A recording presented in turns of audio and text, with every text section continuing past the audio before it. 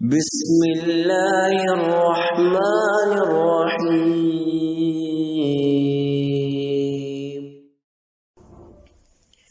نحمده ونصلي على رسوله الكريم اعوذ بالله من الشيطان الرجيم بسم الله الرحمن الرحيم رب اشرح لي صدري ويسر لي امري واحلل عقدة من لساني يفقهوا قولي۔ قیامت کے دن کی سفارشیں، اس حوالے سے آج ہمارا یہ دوسرا سیشن ہے، اور اپنے پچھلے سیشن میں ہم نے سیکھا کہ قیامت والے دن جب تمام انسان قیامت کے دن کی تکلیفوں، مشقتوں اور ہولناکیوں سے گزر رہے ہوں گے، اور یہ تکلیفیں اور مشقتیں اور ہولناکیاں مختلف انسانوں کے لیے مختلف انداز میں ان کے سامنے آئیں گی۔ کچھ انسان کم تکلیف اور کم مشقت اٹھائیں گے اور قیامت والے دن کم مشکلات کا شکار ہوں گے، کیونکہ ان کے نامہ اعمال میں ان کے نیک عمل زیادہ تھے، اور جس کے نامہ اعمال میں برے اعمال کثرت سے ہوں گے وہ یقیناً قیامت والے دن زیادہ تکلیف سے، زیادہ مشقتوں سے اور زیادہ ہولناکیوں سے گزریں گے۔ اس وقت جب انسانیت تڑپ رہی ہوگی اور ان تکلیفوں سے گزرتے ہوئے انسانوں کو 40 سال گزر جائیں گے تو وہ تنگ آ جائیں گے، اور تنگ آ کے مختلف انبیاء کرام کے پاس جائیں گے اور ان سے درخواست کریں گے کہ آپ اللہ رب العزت کے پاس جا کر ہمارے لیے درخواست کریں، اور تاکہ حساب کتاب کے سلسلے کا آغاز ہو سکے۔ لیکن تمام انبیاء اس حوالے سے معذرت کا اظہار کر دیں گے، اور آخر کار معاملہ حضور اکرم صلی اللہ علیہ وسلم کی خدمت میں پیش ہوگا۔ آپ صلی اللہ علیہ وسلم اللہ رب العزت کی اجازت کے بعد اپنی درخواست اللہ رب العزت کے سامنے رکھیں گے اور کل انسانیت کے لیے سفارش کریں گے کہ اللہ تعالیٰ تیرے یہ بندے اس مشقت کو، قیامت کے دن کی اس تکلیف کو سہتے سہتے تھک چکے ہیں، اب مزید ان کے بس میں نہیں، لہٰذا حساب کتاب کا آغاز کیا جائے۔ اس پر اللہ رب العزت کی طرف سے کل انسانیت کے حساب کتاب کا آغاز کر دیا جائے گا۔ یہ حضور اکرم صلی اللہ علیہ وسلم کی وہ عام سفارش ہے کہ جس سے قیامت والے دن کل انسانیت فائدہ اٹھائے گی، اور اس حوالے سے کسی مسلمان اور کافر میں بھی کوئی تمیز نہیں ہوگی، یعنی تمام لوگ حضور اکرم صلی اللہ علیہ وسلم کی ذات سے ملنے والے اس فائدے سے مستفید ہوں گے۔ یہ تھا ہمارا پچھلا سیشن جس میں ہم نے آپ صلی اللہ علیہ وسلم کی اس عام سفارش کے بارے میں سیکھا تھا۔ آج کا سیشن آپ صلی اللہ علیہ وسلم کی کچھ دیگر سفارشوں کے بارے میں ہے، جو کہ اب مخصوص ہیں کچھ گروہوں کے حوالے سے، اور اس کا آغاز کرتے ہیں۔ حضور اکرم صلی اللہ علیہ وسلم کی سب سے پہلی خاص سفارش، یعنی پچھلے سیشن میں جو ہم نے سیکھی تھی وہ عام تھی، آج جو میں آپ سے شیئر کروں گی یہ سب خاص سفارشیں ہیں۔ آپ صلی اللہ علیہ وسلم کی ایک اور سفارش جس کو قیامت والے دن خوش قسمت صاحب ایمان پا سکیں گے، وہ ہے جنت کے دروازے کھولنے کے لیے آپ صلی اللہ علیہ وسلم کا سفارش کرنا یا شفاعت کرنا۔ آپ صلی اللہ علیہ وسلم کی احادیث کے مطابق جب مومن پل صراط کراس کر لیں گے، پل صراط سے گزر جائیں گے، اس کے بعد انہیں ایک اور پل پر لا کے کھڑا کیا جائے گا، اور یہ پل بدلے کا پل کہلاتا ہے، قنطرۃ المظالم۔ یہاں تمام اہل ایمان کو حساب کتاب کے بعد ایک دوسرے کے سامنے اس لیے کھڑا کیا جائے گا کہ اب وہ دنیا میں جو انہوں نے آپس میں ایک دوسرے کے ساتھ زیادتیاں کی تھیں ان کا بدلہ چکائیں اور آپس میں اپنے حساب کتاب کو کلیئر کریں۔ اور ظاہر ہے کہ وہاں جو بدلہ چکانا ہے اس کی صرف ایک ہی شکل ہے کہ وہاں پہ ہمیں اپنی نیکیاں ان لوگوں میں تقسیم کر کے خالی دامن ہونا پڑے گا جن کے ساتھ ہم نے دنیا کی زندگی میں زیادتیاں کی ہوں گی۔ مثال کے طور پر اگر استاد نے طالب علموں کے ساتھ زیادتی کی ہے، یا طالب علموں نے استاد کے ساتھ زیادتی کی ہے، والدین نے بچوں کے ساتھ کی ہے یا بچوں نے والدین کے ساتھ کی ہے، یا ہمسایوں نے آپس میں ایک دوسرے کے ساتھ جو بھی زیادتیاں کی ہیں، رشتہ داروں نے آپس میں جو بھی ایک دوسرے کے ساتھ زیادتیاں کی ہیں، ان سب کا بدلہ یہاں پر کھڑے ہو کے چکانا ہوگا۔ آپس میں ایک دوسرے کو معاف کرنا ہوگا اور ایک دوسرے کو بدلے کے طور پر اپنی نیکیاں دینا پڑیں گی۔ اس کا فائدہ یہ ہوگا کہ دنیا کی زندگی سے انسان جو کینے اپنے ساتھ لے کر گئے تھے اور سینوں میں جو بغض لے کر گئے تھے، جو ظلم اور زیادتی انہوں نے کی تھی، اور جو گندگیوں سے بھرے ہوئے سینے لے کر گئے تھے وہ سارے انہیں وہاں جا کر صاف کرنے پڑیں گے۔ اور اس طرح اللہ رب العزت کا عدل و انصاف بھی ظاہر ہو جائے گا، مظلوم کی دادرسی ہوگی، مظلوم مطمئن ہو جائے گا کہ اس کے ساتھ دنیا کی زندگی میں جو زیادتیاں کی گئی تھی اس کے نتیجے میں اسے کچھ نہ کچھ عطا کر دیا گیا ہے، کم از کم اس کی نیکیوں میں اضافہ ہو جائے گا، جس کے نتیجے میں جنات میں اس کے درجات اللہ رب العزت کی جنتوں میں بلند ہو جائیں گے۔ اس مرحلے کے گزرنے کے بعد پھر اگلا مرحلہ آئے گا جس میں جنت ان اہل ایمان کے سامنے لا کر کھڑی کر دی جائے گی، رکھ دی جائے گی، اور یہ کامیاب خوش قسمت مسلمان صاحب ایمان مومن جنت کی طرف جب نگاہ اٹھا کے دیکھیں گے تو جنت کی خوبصورتی اور حسن و جمال کو دیکھ کر دنگ رہ جائیں گے۔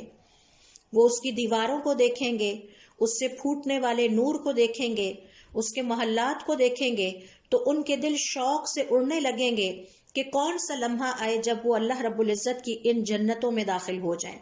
کیونکہ پیچھے سے انسان انتہائی طویل سفر کر کے یہاں تک پہنچے ہوں گے۔ اپنے اس شوق میں وہ آگے بڑھیں گے، لیکن دیکھیں گے کہ جنت کے 8 دروازے لاکڈ ہیں، یعنی ان پہ تالا پڑا ہوا ہے اور ان کے لیے کھل نہیں رہے۔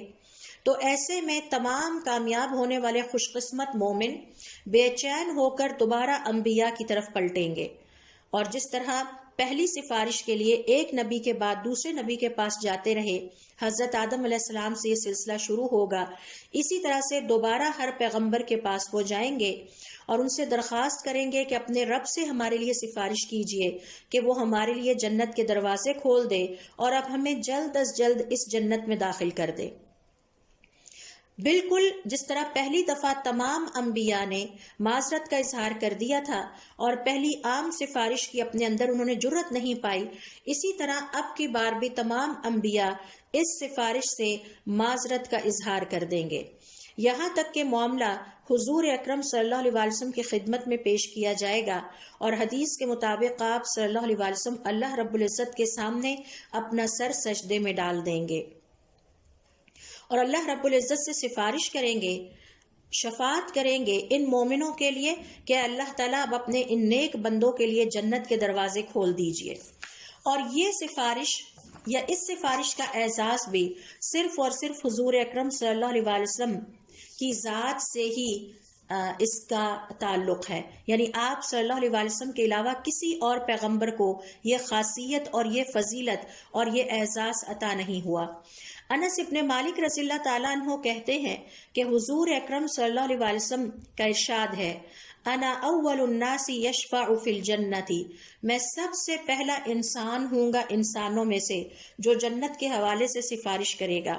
وانا اکثر الانبیاء تبعا، اور قیامت والے دن میرے فالوورز، میرے پیروکاروں کی تعداد تمام انبیاء کے پیروکاروں سے زیادہ ہوگی۔ حذیفہ اور ابو ہریرہ رضی اللہ تعالیٰ عنہما کہتے ہیں کہ حضور اکرم صلی اللہ علیہ وسلم نے ایک موقع پر فرمایا، یجمع اللہ تبارک و تعالی الناس، اللہ رب العزت قیامت والے دن کل انسانیت کو اکٹھا کر کے لے آئیں گے، فیقوم المؤمنون حتی تزلف لهم الجنہ، پھر تمام مومن اس دن کھڑے ہو جائیں گے یہاں تک کہ ان کے سامنے جنت قریب کر دی جائے گی، لا کر ان کے سامنے رکھ دی جائے گی، فیأتون آدم، پھر وہ آدم علیہ السلام کے پاس آئیں گے، فیقولون، اور کہیں گے، یا ابانا، اے ہمارے والد محترم، استفتح لنا الجنت، اللہ رب العزت سے طلب کیجئے، ہماری سفارش کیجئے، شفاعت کیجئے کہ وہ ہمارے لیے جنت کے دروازے کھول دے۔ فیقولو، تو وہ کہیں گے، یعنی حضرت آدم علیہ السلام جواب دیں گے، وَهَلْ أَخْرَجَكُم مِّنَ الْجَنَّةِ إِلَّا خَطِيئَةِ أَبِيكُمْ آدم، کیا تم اس بات کو بھول گئے ہو کہ جنت سے تمہارے نکلنے کی وجہ بھی تمہارے اس والد کی ایک غلطی تھی؟ لَسْتُ بِصَاحِبِ ذَلِكَ، میں اس غلطی کی وجہ سے اپنے آپ کو اس قابل نہیں پاتا کہ آپ لوگوں کے لیے سفارش کر سکوں۔ اذهبوا إلى ابني إبراہیم خلیل اللہ، آپ لوگ ایسا کریں کہ میرے بیٹے حضرت ابراہیم علیہ السلام کے پاس چلے جائیں جو کہ اللہ تعالیٰ کے خلیل بھی ہیں۔ قالا تو پھر آپ صلی اللہ علیہ وسلم نے فرمایا فیقول ابراہیم، تو ابراہیم علیہ السلام بھی کہیں گے لست بصاحب ذالک، میں اپنے آپ کو اس سفارش کے قابل نہیں پاتا، انما کنت خلیلا، اگرچہ میں اللہ رب العزت کا خلیل بھی رہا ہوں۔ آپ سب لوگ ایسا کیجئے کہ حضرت موسیٰ علیہ السلام کے پاس چلے جائیں، ان کو اللہ رب العزت نے بہت سارے اعزازات سے نوازا ہے، ان کے ساتھ خود ڈائریکٹ بات کی، پھر تمام مومن مل کر حضرت موسیٰ علیہ السلام کے پاس اسی طرح سے تشریف لائیں گے اور ان سے کہیں گے کہ اللہ کے پیغمبر آپ ہمارے لیے سفارش کیجئے کہ اللہ رب العزت ہمارے لیے جنت کے دروازے کھول دیں۔ حضرت موسیٰ علیہ السلام فرمائیں گے میں اپنے آپ کو اس سفارش کرنے کے قابل نہیں سمجھتا، آپ لوگ ایسے کیجئے کہ حضرت عیسیٰ علیہ السلام کے پاس چلے جائیں، اللہ رب العزت نے ان کو بہت ساری فضیلتوں سے نوازا ہے۔ پھر وہ تمام کامیاب ہونے والے صاحب ایمان حضرت عیسیٰ علیہ السلام کے پاس آ کے درخواست کریں گے، وہ بھی یہی کہیں گے لست بصاحب ذالک، میں اپنے آپ کو اس سفارش کے قابل نہیں سمجھتا۔ اب اس کے بعد سارے حضور اکرم صلی اللہ علیہ وسلم کے پاس آئیں گے، حضور اکرم صلی اللہ علیہ وسلم کھڑے ہو جائیں گے اور اپنے رب سے سفارش کریں گے، آپ صلی اللہ علیہ وسلم کو اجازت دی جائے گی کہ آپ جنت کے دروازے مومنوں کے لیے کھول دیجئے۔ یہاں ایک سوال ہمارے ذہن میں یہ آتا ہے کہ اس حقیقت یا اس بات میں کیا حکمت ہے کہ تمام انبیاء دوبارہ یا تمام لوگ دوبارہ تمام انبیاء کے پاس آئیں گے اور ان سے جنت کے دروازے کھولنے کی سفارش کریں گے اور جنت ان کے سامنے رکھ دی گئی ہوگی، حالانکہ انہیں اس سے پہلے پتا تھا، وہ پہلے بھی ایک سفارش کے لیے تمام انبیاء کے پاس گئے تھے لیکن تمام انبیاء نے اس سے انکار کر دیا تھا، اور یہ سفارش تھی کہ جب وہ چاہتے تھے کہ ان کے حساب کتاب کا آغاز کیا جائے، تو اب دوبارہ کیوں یہ صاحب ایمان تمام انبیاء کے پاس جائیں گے؟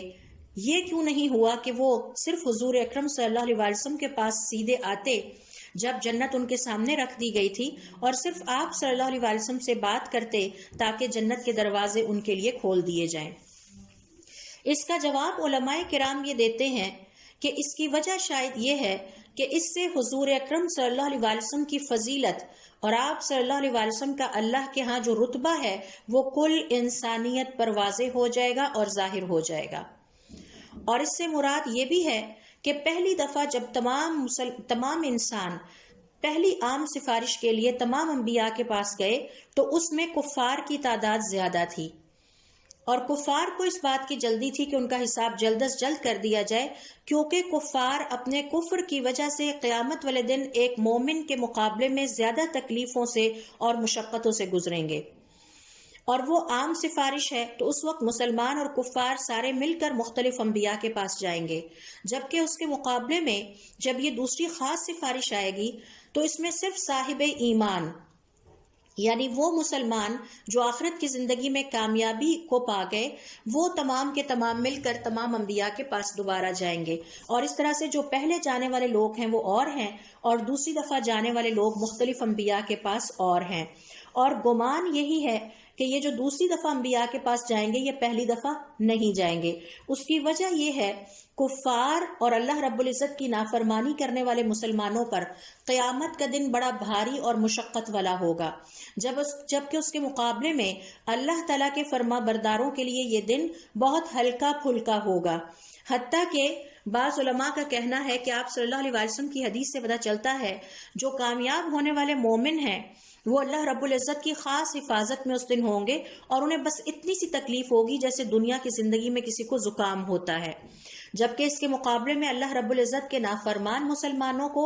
زیادہ تکلیف ہوگی، ان کی مشقتیں زیادہ ہوں گی، اور پھر ان کے مقابلے میں کفار اور مشرکین کو اور بھی زیادہ تکلیف اور مشقت سے گزرنا پڑے گا۔ اس طرح یہ جو زیادہ تکلیف اور مشقت والے کفار ہیں، مشرکین ہیں اور اللہ رب العزت کی نافرمانی کرنے والے مسلمان ہیں، یہ پہلی دفعہ تمام انبیاء کے پاس جائیں گے اور ان سے درخواست کریں گے کہ آپ اللہ رب العزت سے سفارش کیجئے کہ ہمارے لیے حساب کتاب کا آغاز کر دیا جائے تاکہ یہ مرحلہ گزر جائے، اب ہم اس مرحلے کو مزید برداشت کرنے کی ہمت اور طاقت نہیں رکھتے۔ دوسری دفعہ صرف وہ لوگ تمام انبیاء کے پاس سفارش کی درخواست لے کر جائیں گے جو کامیاب ہو گئے، جو صاحب ایمان تھے، پل صراط سے گزر گئے، اللہ رب العزت کے عذاب سے بچ گئے، اور پھر بدلے کے پل پر بھی ان کی صفائی ستھرائی آسانی سے ہو گئی۔ انہوں نے دنیا کی زندگی میں انسانوں کے ساتھ، اللہ رب العزت کی دیگر مخلوقات کے ساتھ زیادہ زیادتیاں یا ظلم و ستم نہیں کیے تھے، اور اب وہ اس انتظار میں ہیں کہ جنت کے دروازے ان کے لیے کھول دیے جائیں۔ تو اس طرح پہلی سفارش کی درخواست کرنے والا گروہ اور ہے، اور دوسری سفارش کی درخواست کرنے والا گروہ اور ہے۔ مجھے امید ہے کہ آپ کو یہ پوائنٹ کلیئر ہو گیا ہوگا۔ دوسرے نمبر پر حضور اکرم صلی اللہ علیہ وسلم کو جو سفارش کا اعزاز قیامت والے دن عطا کیا جائے گا وہ ہے مشرکین اور کفار کے بچوں کو، کھیلنے کودنے والے کم عمر کم سن بچوں کو، جو کہ ابھی صحیح اور غلط میں تقسیم یا صحیح اور غلط میں تفریق کرنے یا فرق کرنے کے قابل نہیں تھے، اور اس پر ان کو موت آ گئی اور وہ اس دنیا سے چلے گئے، ان بچوں کی نجات کے لیے حضور اکرم صلی اللہ علیہ وسلم اللہ رب العزت سے سفارش کریں گے۔ اور اس حوالے سے دیکھیے انس بن مالک رضی اللہ تعالیٰ عنہ کہتے ہیں کہ حضور اکرم صلی اللہ علیہ وسلم نے فرمایا، اطفال المشرکین خدم اہل الجنہ، مشرکین یا کفار کے بچے جنت میں جنتیوں کے خادم ہوں گے۔ سوال یہ پیدا ہوتا ہے کہ یہ بچے جنت میں کیسے داخل ہوں گے؟ تو یہ بچے دراصل حضور اکرم صلی اللہ علیہ وسلم کی سفارش پر جنت میں داخل کیے جائیں گے۔ چونکہ یہ بچے ابھی کم سنی کی عمر میں تھے، ابھی یہ غلط اور صحیح میں تمیز نہیں کر سکتے تھے، انہوں نے اپنی زندگی کے لیے ابھی کوئی فیصلہ کرنے کے قابل نہیں تھے کہ زندگی اللہ رب العزت کی فرما برداری کے مطابق چلانی ہے یا اس میں نافرمانیوں والا راستہ اپنانا ہے۔ تو اس لیے حضور اکرم صلی اللہ علیہ وسلم کی رحمت اور شفقت دیکھیے کہ آپ نے ان بچوں کے لیے اپنے رب سے دعا کی، اور اللہ رب العزت نے آپ کو یہ حق سفارش عطا کیا کہ آپ ان بچوں کو قیامت والے دن جنت میں اپنے ہمراہ لے کر روانہ ہوں گے۔ انس بن مالک کہتے ہیں کہ حضور اکرم صلی اللہ علیہ وسلم نے فرمایا، سألت ربی اللہین من ذریت البشر، میں نے انسانیت کے ان بچوں کے حوالے سے اللہ رب العزت سے دعا کی جو ابھی کھیلنے کودنے کی عمر میں ہے، اللہ یعذبہم، کہ اللہ تعالیٰ ان کو عذاب میں مبتلا نہ کیجیے گا، فاعطانیہم، تو اللہ تعالیٰ نے مجھے ان کے لیے سفارش کرنے کا حق عطا کیا۔ اب یہ وہ سفارش ہے جو کہ خاص طور پر حضور اکرم صلی اللہ علیہ وسلم کو اس کا حق عطا کیا جائے گا، کسی اور پیغمبر کے پاس یہ سفارش کا حق نہیں ہوگا، اور اس کے نتیجے میں کل انسانیت کے بچوں کو یہ فائدہ پہنچے گا کہ آپ صلی اللہ علیہ وسلم قیامت والے دن ان کے حق میں اللہ رب العزت کے حکم سے سفارش کر کے ان کو بچا لیں گے۔ اور اس پر ہمیں اللہ رب العزت کا بہت زیادہ اس کی حمد و ثنا بیان کرنی چاہیے کہ اللہ رب العزت نے کس قدر وسعت رحمت کے ساتھ حضور اکرم صلی اللہ علیہ وسلم کو اس بات کی اجازت دی کہ ان بچوں کو قیامت والے دن جنت میں داخل کیا جائے آپ صلی اللہ علیہ وسلم کی سفارش کے نتیجے میں۔ لہٰذا یہ جو کفار اور مشرکین یا کل انسانیت کے جو ایمان کے بغیر لوگ ہیں، مومن نہیں ہیں، ان کے بچوں کو قیامت والے دن جنت میں آپ صلی اللہ علیہ وسلم کی سفارش پر داخل کیا جائے گا، جبکہ اس کے مقابلے میں مسلمانوں کے بچے جو کم سنی میں وفات پا گئے، کھیلنے کودنے کی عمر میں وفات پا گئے، حتیٰ کہ جو اس دنیا میں آنے سے پہلے وفات پا گئے، ماں کے جسم کے اندر وفات پا گئے، یہ وہ خوش قسمت بچے ہوں گے جو قیامت والے دن اپنے والدین کے لیے سفارش کریں گے کہ اللہ تعالیٰ ان کو جنت میں داخل فرما دے۔ تو یہ فرق ہے کفار اور مشرکین کے بچوں اور مسلمانوں کے یا صاحب ایمان کے بچوں میں، کہ کفار اور مشرکین کے بچوں کے لیے آپ صلی اللہ علیہ وسلم سفارش کریں گے کہ اللہ تعالیٰ انہیں عذاب سے بچا لے اور انہیں جنت میں داخل کر دے، جبکہ مسلمانوں کے بچے خود اپنے والدین کے لیے سفارش کریں گے کہ اللہ تعالیٰ انہوں نے ہماری وجہ سے دنیا کی زندگی میں جو غم اٹھایا، لہٰذا اب انہیں جنتوں میں داخل کر دیا جائے۔ تیسرے نمبر پر حضور اکرم صلی اللہ علیہ وسلم کی جو سفارشیں ہیں قیامت والے دن، ان میں اگلی سفارش ہے کہ بعض کفار کے عذاب کو ہلکا کرنے کے لیے آپ صلی اللہ علیہ وسلم کو سفارش کا حق دیا جائے گا۔ ایسی بہت ساری احادیث ہیں کہ جن سے پتہ چلتا ہے کہ ابراہیم علیہ السلام قیامت والے دن اپنے والد آزر کی سفارش کے لیے کوشش کریں گے تاکہ انہیں آگ کے عذاب سے بچا سکیں، لیکن اللہ رب العزت اس سفارش کو رد کر دیں گے، اس کو قبول نہیں فرمائیں گے۔ اس کی وجہ یہ ہے کہ سفارش کو، قیامت کے دن کی سفارش کو اللہ تعالیٰ نے کفار پر حرام کر دیا ہے۔ تو ہمیں جو ایمان کا فائدہ پہنچتا ہے،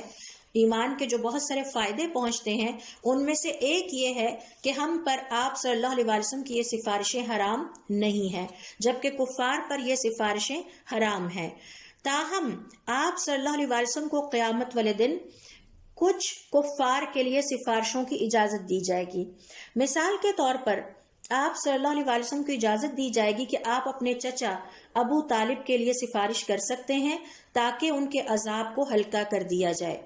اور کفار اور مشرکین میں سب سے ہلکا ترین عذاب آپ کے چچا ابو طالب کو دیا جائے گا،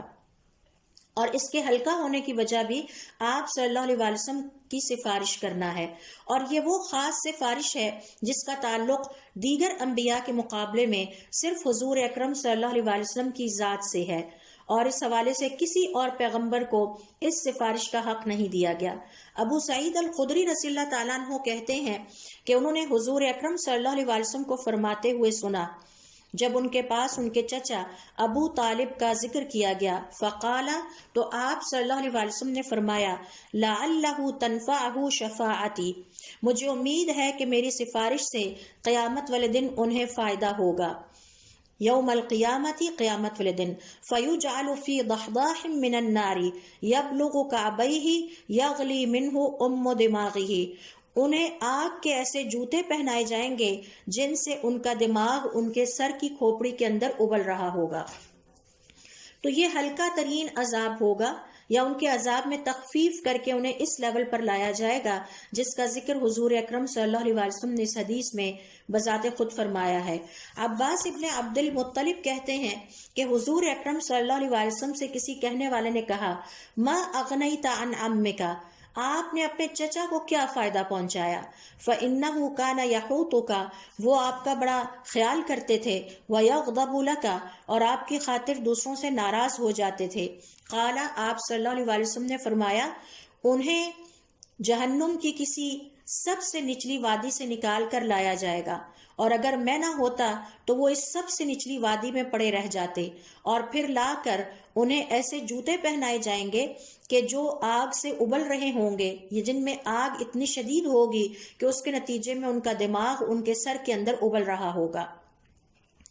اور ظاہر ہے کہ یہ عذاب کی ہلکی ترین، جسے کہتے ہیں ہلکا ترین گریڈ ہوگا، اور آپ صلی اللہ علیہ وسلم کی سفارش پر ان کے عذاب میں اس قدر کمی کر دی جائے گی۔ اللہ رب العزت ہمیں آخرت کے ان عذابوں سے محفوظ رکھے اور ایسے نیک عمل کرنے کی توفیق عطا فرمائے کہ ہم بھی ان خوش قسمت لوگوں میں شامل ہوں کہ جو اس عذاب سے بچ سکیں۔ تو آپ صلی اللہ علیہ وسلم کو یہ حق دیا جائے گا کہ آپ اپنے چچا کے لیے سفارش کر سکتے ہیں، اور اس سفارش کے نتیجے میں ان کے سخت ترین عذاب کو کم کر کے انہیں ہلکے عذاب میں مبتلا کیا جائے گا۔ چوتھے نمبر پر دیکھیے، آپ صلی اللہ علیہ وسلم کو قیامت والے دن ایک اور طرح کی سفارش عطا کی جائے گی، اور وہ ہے بعض مومنوں کے درجات جنت میں بلند کرنے کے لیے سفارش۔ تو یہ انتہائی خوش قسمت مومن ہوں گے، صاحب ایمان ہوں گے کہ جن کے جنت میں آپ صلی اللہ علیہ وسلم کی سفارش کرنے پر درجات میں اضافہ ہوگا، اور جتنا ان کا حق بنتا تھا اس سے زیادہ اللہ رب العزت ان کو انعامات عطا فرمائیں گے، ان کو اعزاز عطا فرمائیں گے، اور ان کے درجات کو بلند کریں گے۔ اور یہ آپ صلی اللہ علیہ وسلم کی افضل ترین شفاعت یا سفارشوں میں سے ایک ہے، اور ہمیں بھی چاہیے کہ ہم اس نیت سے آج دنیا کی زندگی میں نیک عمل کریں اور اللہ تعالیٰ سے دعا کریں کہ اللہ تعالیٰ ہمیں بھی یہ سفارشیں قیامت کے دن عطا فرمائے۔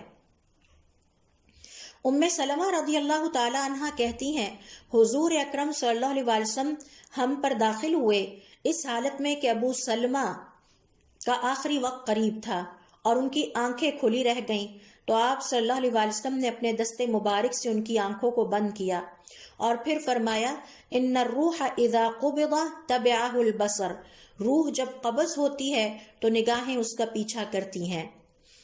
فضج ناس من اہلہ، آپ صلی اللہ علیہ وسلم کی یہ بات سن کر گھر والے سمجھ گئے کہ اب ابو سلمہ کا انتقال ہو گیا ہے، لہٰذا انہوں نے شور شرابہ شروع کر دیا، یعنی رونا دھونا شروع کر دیا۔ فقال، تو آپ صلی اللہ علیہ وسلم نے فرمایا، لا تدعوا علی انفسکم الا بخیر،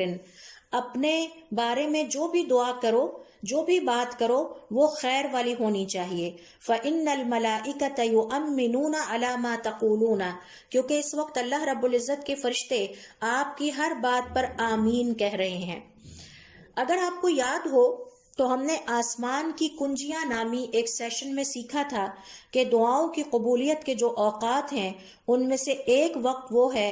جب کسی گھر میں انتقال ہوتا ہے، کسی میت یا کسی شخص کا انتقال ہوتا ہے اور وہ میت وہاں پڑی ہوئی ہے اور لوگ تعزیت کے لیے آ رہے ہیں، تو یہ وہ وقت ہے کہ جس میں اللہ رب العزت سے دعا کرنی چاہیے، خیر کے کلمات اپنے لیے، اپنے گھر والوں کے لیے، اپنی میت کے لیے زبان سے نکالنے چاہیے، کیونکہ اس وقت فرشتے ہماری ہر بات پر آمین کہہ رہے ہوتے ہیں اور یہ دعا کی قبولیت کا وقت ہوتا ہے۔ تو آئیے حضور اکرم صلی اللہ علیہ وسلم سے اس ادب کو سیکھتے ہیں۔ جب بھی آپ کسی کے گھر میں فوتگی ہو جائے اور وہاں پہ جائیں تو آپ اس میت کے لیے، گھر والوں کے لیے اچھی دعائیں کریں، اچھے الفاظ اپنی زبان سے نکالیں اور اس بات کا یقین رکھیں کہ وہاں پر موجود فرشتے آپ کی ان دعاؤں پر آمین کہہ رہے ہیں۔ تو آئیے دیکھتے ہیں کہ حضور اکرم صلی اللہ علیہ وسلم نے اس قیمتی موقع سے کن الفاظ کے ذریعے سے فائدہ اٹھایا اور کیسے اپنے لیے اور ابو سلمہ کے گھر والوں کے لیے دعائیں کی۔ اور ہمیں بھی یہی دعا کرنی چاہیے۔ اس دعا کو اچھی طرح سے یاد کر لیجئے اور فوتگی والے گھر میں جا کر ہمیشہ یہ دعا دہراتے رہیں اور بار بار کرتے رہیں، اور زبان سے کوئی ایسے منفی کلمات، اللہ رب العزت کو ناخوش کرنے والے کلمات نہ نکالے جائیں کہ جس کے نتیجے میں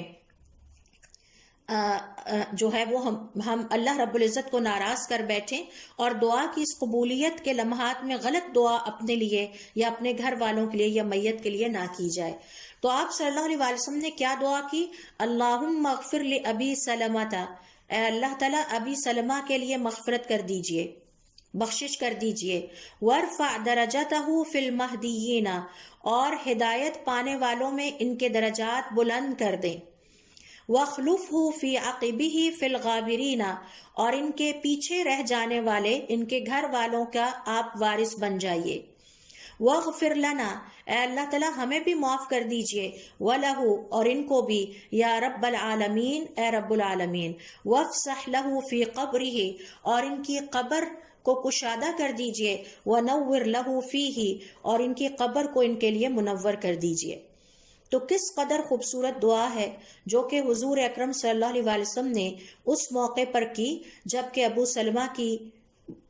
ڈیتھ ہوتی ہے، ان کا انتقال ہوتا ہے، اور کس طرح سے خوبصورت دعائیں ان کے لیے بھی مانگی، ان کے گھر والوں کے لیے مانگی اور اپنے لیے بھی مغفرت مانگی، اور اللہ رب العزت سے دعا کی کہ ان کی قبر کو بھی کشادہ کر دے اور اس کو منور کر دے۔ تو ہمیں حضور اکرم صلی اللہ علیہ وسلم سے یہ ادب سیکھنا چاہیے کہ جب کبھی بھی ہم دیکھیں کسی گھر میں فوتگی ہوئی ہے تو ہم اس دعا کو ان کے لیے دہراتے رہیں۔ تو ہم یہ سیکھ رہے تھے کہ آپ صلی اللہ علیہ وسلم کو قیامت والے دن اس سفارش کا حق دیا جائے گا کہ آپ بعض اہل ایمان کی جنت میں درجات کی بلندی کے لیے سفارش کریں گے، اور اس کے نتیجے میں ان اہل ایمان کے انعامات میں اور اعزاز میں اور درجات میں اضافہ ہوگا۔ چھٹے نمبر پر دیکھیے، قیامت والے دن آپ صلی اللہ علیہ وسلم کو مزید سفارشوں کا جو حق عطا کیا جائے گا ان میں سے ایک ہے پل صراط کے پاس اور ایک ہے میزان کے پاس، جہاں ترازو فکس کیا جائے گا اور وہاں پر انسانوں کے نامہ اعمال حاضر کر دیے جائیں گے اور پلڑوں میں ڈالے جائیں گے۔ تو روایات سے، احادیث سے پتہ چلتا ہے کہ آپ صلی اللہ علیہ وسلم کی یہ سفارش ان صاحب ایمان یا مومنوں کے لیے ہوگی کہ جن کے نامہ اعمال یا جن کے نیک عمل کے پلڑے ہلکے ہو گئے، یا پھر جن کے پلڑے برابر ہو گئے، ان کے نیک عمل اور برے عمل برابر ہو گئے۔ تو ایسے میں حضور اکرم صلی اللہ علیہ وسلم کو حق سفارش عطا کیا جائے گا کہ وہ ان کے بارے میں اللہ رب العزت سے سفارش کر کے ان کو کامیابی دلا سکیں۔ پھر اسی طرح سے پل صراط کے پاس آپ صلی اللہ علیہ وسلم کو حق سفارش دیا جائے گا کہ آپ ان کو پل صراط سے گزرنے کے لیے، آسانی سے گزرنے کے لیے سفارش کر سکیں۔ اور اس حوالے سے انس بن مالک رضی اللہ تعالیٰ عنہ کہتے ہیں کہ میں نے حضور اکرم صلی اللہ علیہ وسلم سے درخواست کی کہ آپ نے قیامت والے دن میرے لیے سفارش ضرور کرنی ہے۔ آپ صلی اللہ علیہ وسلم نے فرمایا میں کروں گا۔ تو میں نے کہا اے اللہ کے رسول، میں قیامت والے دن آپ کو کہاں تلاش کروں؟ آپ صلی اللہ علیہ وسلم نے فرمایا تم مجھے سب سے پہلے پل صراط کے پاس تلاش کرنا۔ میں نے کہا اور اگر میں نے آپ کو پل صراط پر نہ پایا؟ تو آپ صلی اللہ علیہ وسلم نے فرمایا فَاطْلُبْنِي عِنْدَ الْمِيزَانِ، پھر مجھے میزان کے پاس تلاش کرنا۔ قلتو تو کہتے ہیں فَإِن لَمْ أَلْقَكَ عِنْدَ الْمِيزَانِ، اور اگر میری ملاقات آپ سے میزان کے پاس نہ ہو سکی، فرمایا فَاطْلُبْنِي عِنْدَ الْحَوْضِ، تو پھر مجھے حوض کوثر کے پاس تلاش کرنا، میں ان 3 جگہوں میں سے کسی جگہ پر ضرور موجود ہوں گا۔ تو یہاں پر اہل ایمان کو آپ صلی اللہ علیہ وسلم کی یہ سفارش میسر آئے گی، اور حقیقت بات یہ ہے کہ آخرت کی زندگی میں اگر کسی مسلمان کو حضور اکرم صلی اللہ علیہ وسلم کی تمام سفارشیں میسر آ جاتی ہیں یا چند سفارشیں بھی میسر آ جاتی ہیں تو اس سے بڑا کوئی اعزاز نہیں ہو سکتا۔ اور قیامت کا دن وہ دن ہے کہ جس دن ہمیں سب کو اس طرح کی مدد کی بہت زیادہ ضرورت ہوگی۔ یہ وہ دن ہے کہ جس دن ہم آپس میں اپنے پیاروں کی بھی مدد نہیں کر سکیں گے۔ پھر دیکھیے 6 نمبر پر آپ صلی اللہ علیہ وسلم کو جو سفارش کا حق عطا کیا جائے گا وہ ان لوگوں کے لیے سفارش ہے کہ جن کے بارے میں آپ صلی اللہ علیہ وسلم اللہ رب العزت سے درخواست کریں گے کہ اللہ تعالیٰ نہ میرے ان امتیوں کو عذاب میں مبتلا کیا جائے اور نہ ہی ان کا حساب کتاب ہو، بلکہ انہیں بغیر عذاب کے اور بغیر حساب کتاب کے جنت میں داخل کر دیا جائے۔ اور یہ ایک ایسی سفارش ہے جو کہ بہت بڑی سفارش ہے۔ پہلے نمبر پر تو یہاں پر یہ سمجھ لیجئے کہ عذاب نہ ہونے سے کیا مراد ہے۔ دنیا کی زندگی میں مسلمان اگرچہ توحید پرست ہوتے ہیں، لیکن اس کے باوجود اگر ان کی زندگیوں میں اللہ رب العزت کی دیگر نافرمانیاں پائی جاتی ہیں جن میں خاص طور پر حقوق العباد کے حوالے سے ہیں، بندوں کا بندوں کو ستانا، ان کے ساتھ زیادتی کرنا، ان کے حقوق مار لینا، غیبت، چغلی، سازش، مکاری، یہ وہ ساری چیزیں ہیں کہ جس کے نتیجے میں صاحب ایمان کا نامہ اعمال اللہ رب العزت کی ان نافرمانیوں سے بھرتا چلا جاتا ہے۔ اور ظاہر ہے کہ توحید پرست ہونے کے باوجود، مسلمان ہونے کے باوجود، لا الہ الا اللہ کہنے کے باوجود جب وہ قیامت والے دن اللہ رب العزت کے سامنے حاضر ہوگا تو اسے ضرور عذاب میں ڈالا جائے گا، یعنی جہنم میں ڈالا جائے گا، جب تک کہ اس نے دنیا کی زندگی میں یہ جو زیادتیاں کی تھیں انسانوں کے ساتھ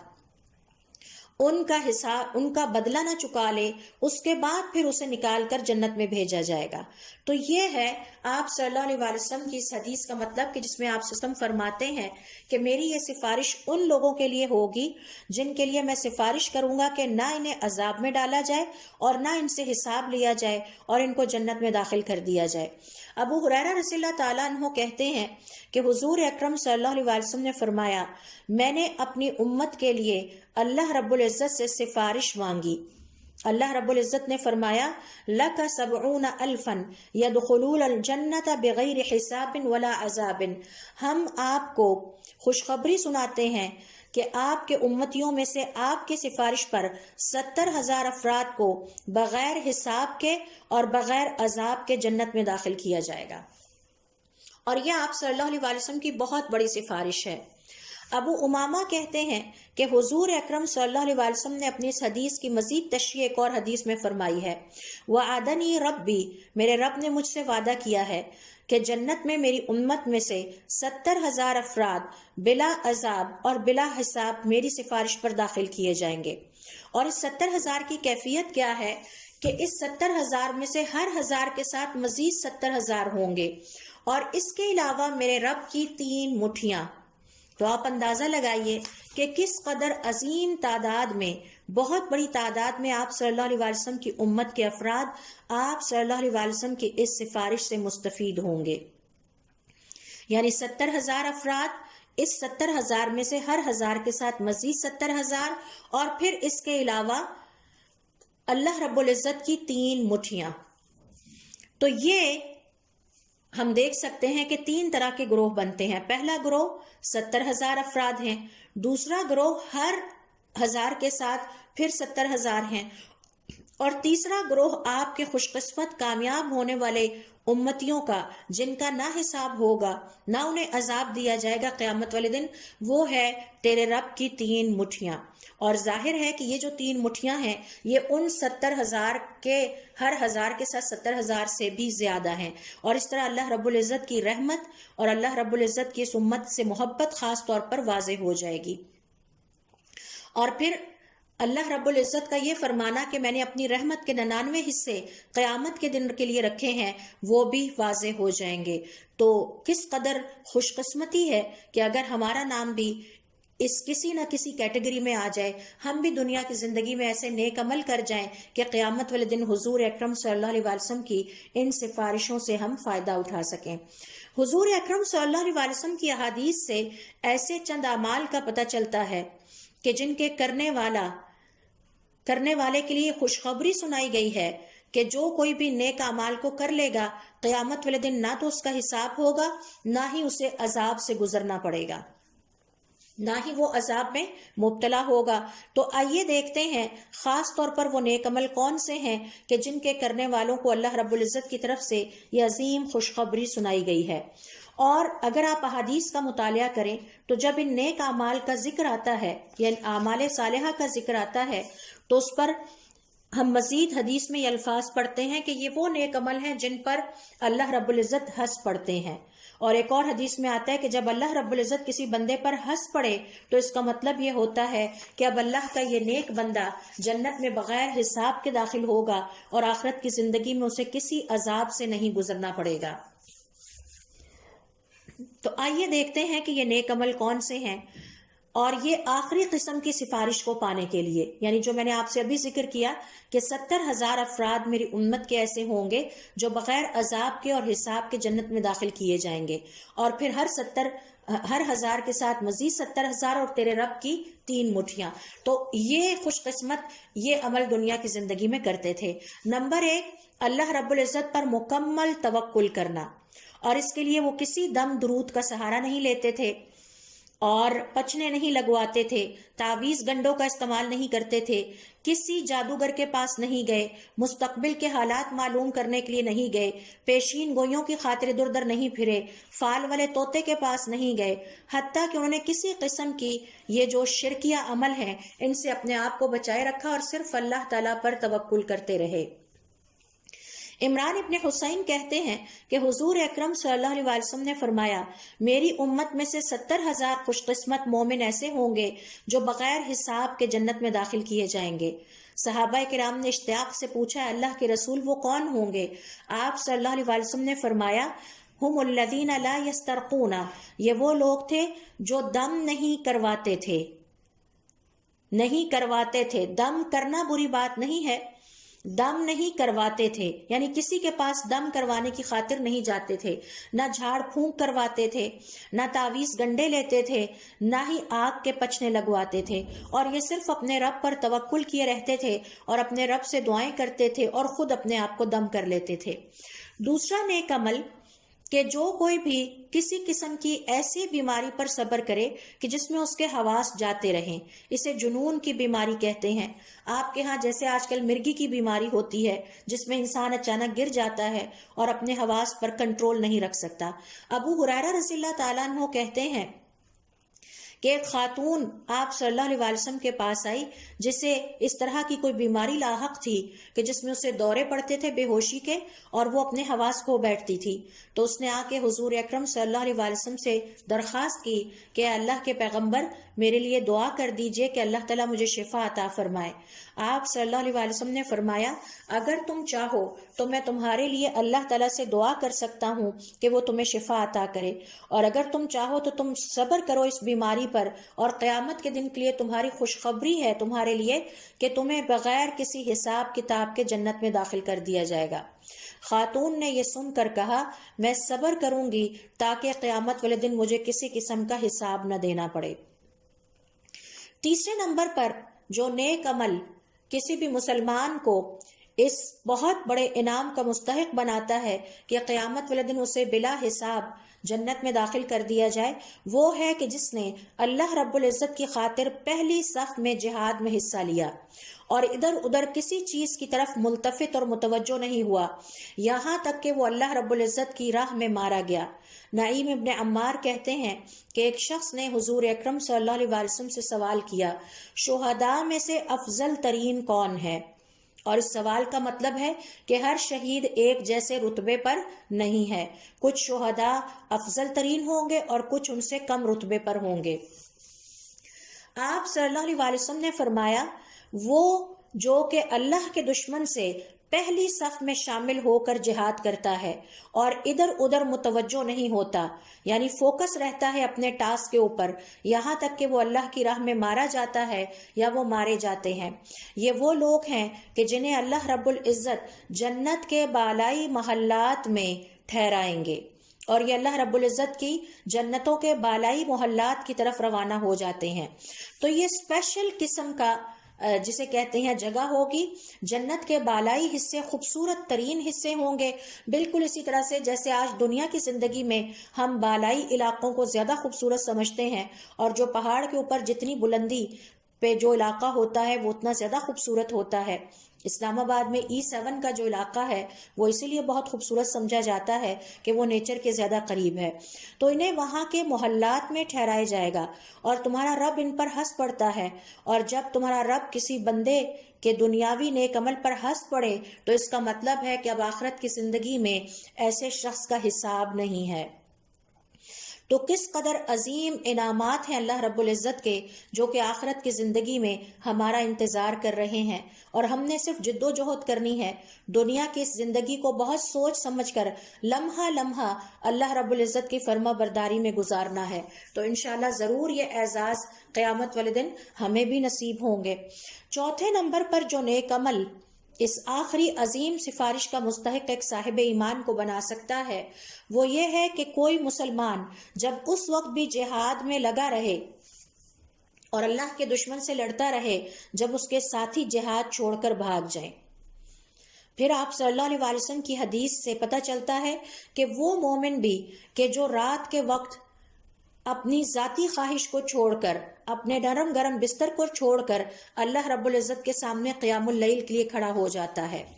اور اسی طرح سے وہ مسلمان بھی جو سفر سے تھکا ہارا آتا ہے اور تھکنے کے باوجود اس بات کو پسند نہیں کرتا کہ وہ اس رات کی تہجد کی نماز کو مس کر دے، پھر بھی اس کو پڑھتا ہے، تو اللہ رب العزت کی طرف سے اس کے لیے یہ عظیم خوشخبری ہے کہ قیامت والے دن بلا حساب اور بلا عذاب اسے جنت میں ڈائریکٹلی داخل کر دیا جائے گا۔ ابو درداء حضور اکرم صلی اللہ علیہ وسلم سے بیان کرتے ہیں کہ آپ صلی اللہ علیہ وسلم نے فرمایا، 3 اللہ کے مومن بندے ایسے ہیں کہ جن سے اللہ رب العزت محبت رکھتا ہے اور ان پر ہنس پڑتا ہے اور انہیں خوشخبری سناتا ہے۔ اس میں پہلا وہ شخص ہے کہ جس کا گروہ ہارنے لگے اور وہ اللہ رب العزت کی خاطر اللہ کے دشمن کے ساتھ جہاد میں مصروف تھا، اور دیکھے کہ سب جہاد کو چھوڑ کر چلے گئے ہیں، لیکن اس کے باوجود وہ جہاد پہ لگا رہے یہاں تک کہ یا تو وہ دوسروں کو قتل کر ڈالے، یا یہ کہ خود قتل ہو جائے، یا یہ کہ اللہ تعالیٰ اس کی مدد کریں اور اس کے لیے کافی ہو جائیں۔ تو اللہ رب العزت اپنے اس بندے کے بارے میں اپنے فرشتوں کے سامنے فخر سے فرماتے ہیں، دیکھو میرے اس بندے کو، اس نے کس طرح اپنے نفس پر میری خاطر صبر کیا۔ دوسرا وہ مومن جس کے پاس خوبصورت بیوی ہو اور اس کے پاس نرم و گرم بستر ہو، لیکن وہ اپنی ذاتی خواہش کو چھوڑ کر قیام اللیل کے لیے، تہجد کے لیے اللہ رب العزت کے سامنے کھڑا ہو جائے، اپنی ذاتی خواہش پر اللہ رب العزت کو خوش کرنے کی خواہش کو ترجیح دے، تو اللہ رب العزت فرماتے ہیں فخر کے ساتھ اپنے فرشتوں کے درمیان، دیکھو اس نے اپنی شہوت اور خواہش کو چھوڑ دیا اور مجھے یاد کیا، اور اگر چاہتا تو یہ آرام کر لیتا۔ اور تیسرا وہ شخص جو سفر میں تھا اور تھکا ہارا اپنے گھر پلٹتا ہے، راتوں کا جاگا ہوا ہوتا ہے، اب وہ چاہتا تو اپنی نیند پوری کر سکتا تھا اور آرام بھی کر سکتا تھا، لیکن اس کے باوجود وہ گوارا نہیں کرتا کہ وہ تہجد کی نماز کو چھوڑ دے۔ تھکا ہارا ہونے کے باوجود سفر کے دوران وہ اپنی تہجد کی نماز کو مسلسل ادا کرتا رہا، اور ہر تنگی اور ترسی میں اس نے اس روایت کو قائم رکھا۔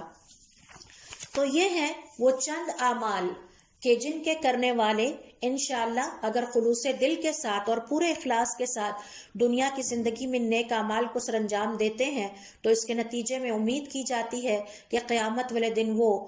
اس کیٹیگری میں شامل ہوں گے مسلمانوں کی، کامیاب ہونے والے مومنوں کی، کہ جن کو خوشخبری سنا دی گئی ہے کہ یہ وہ خوش قسمت لوگ ہوں گے جو حضور اکرم صلی اللہ علیہ وسلم کی سفارش کے نتیجے میں جنت میں بلا حساب اور بلا عذاب داخل کر دیے جائیں گے۔ انشاءاللہ اس حوالے سے باقی کی جو گفتگو ہے وہ ہم اپنے اگلے سیشنز میں کمپلیٹ کریں گے۔ اللہ تعالیٰ سے دعا ہے کہ وہ ہمیں اپنے دین کو سیکھنے کی توفیق عطا فرمائے، اس پر عمل کرنے کی توفیق عطا فرمائے اور دوسروں تک اس پیغام کو پہنچانے کی توفیق عطا فرمائے۔ سبحانک اللہم و بحمدک اشہد ان لا الہ الا انت استغفرک و اتوب الیک۔